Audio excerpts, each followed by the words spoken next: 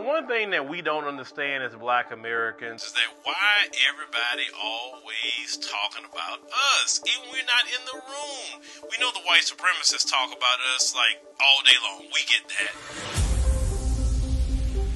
that. Introducing the African Diaspora News Channel app, your gateway to stories that's overlooked by the corporate mainstream media. At African Diaspora News Channel, we cover stories that don't receive mainstream attention, and we serve as the voice to the global Black community. So, ladies and gentlemen, once again, we got Dr. Candace Matthews. A lot of these documents, looking at. So, Black people in Baton Rouge, Louisiana are going to be a lot safer, and I'm going to tell you why. Residents in the Bucap area are worried and fear being priced out of their own neighborhood. This Black father made a point of teaching his sons a lesson about stealing. Russia is showing results. Things are getting thick for the global north. A woman killed by her Somalian refugee boyfriend in suspected honor killing. We are committed to informing and educating through the power of media, connecting the African diaspora one story at a time. This country is supposed to be about the land of the free for all. It has not been free for Black people, and we are tired. The social construct is broken. Highest incarcerated rate on the planet. That's our people. With our platform, we're helping to end injustice by exposing it. Join us in standing for excellence in journalism and serving our community. Download the African Diaspora News app today. Boeing is in trouble again. A Boeing 737-300 aircraft has skidded off a runway in Senegal, injuring at least 10 people, 4 of them getting injured seriously. The incident occurred as Air Senegal flight HC301 was taking off from the Malian capital Bamako in the early hours. The pilot was injured as well. This can't be a coincidence. These incidents keep happening again and again and again. Just recently in January, there was an incident with Boeing. Federal investigators are now on the ground in Portland, trying to figure out why a section of this plane's fuselage detached in the sky Friday with almost 180 people on board.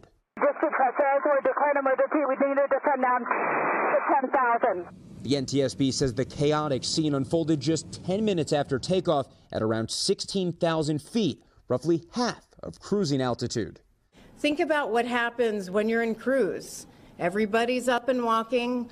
Folks don't have seatbelts on. We could have ended up with something so much more tragic. There were no reports of serious injuries, and although no one was sitting directly next to the missing panel, one passenger says a boy sitting nearby lost his shirt. And the son's shirt was completely blown off and his body was extremely red.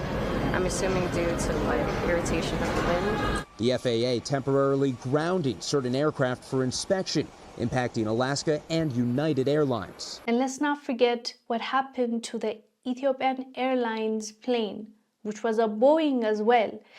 First, they tried to claim that it was not their fault and it was the pilot's fault, but eventually, thankfully, investigation showed that it was Boeing's fault because their system was faulty. And there's even whistleblowers coming out saying that their plane bodies have defects, and Boeing still allows these countries to use their aeroplanes. If you don't value human lives, and you're just caring about how to make money, this is what happens. Why are people ignoring this fact? Air transport was supposed to be the safest transportation. At least that's what they tell us. And with Boeing, we're hearing more and more incidents every time, some more fatal than others, but regardless, it's hard to say now it's the safest way to travel, and people now have to rethink. And there are actually travelers that track before they book a flight, they check which type of Boeing the airline uses before they book because they know certain planes are problematic. This needs to be taken serious. Thankfully, in Senegal's case, there's no one that lost their lives, at least as of now. But governments need to rethink. You need to know exactly what you're dealing with, and you need to put your people's safety first when you're buying these planes. And Boeing needs to take accountability, take back the planes that are faulty, fix the problem, fix the issue instead of blaming others, blaming it on the pilots, which they've done nothing wrong, and provide a plane that works the way it is intended to.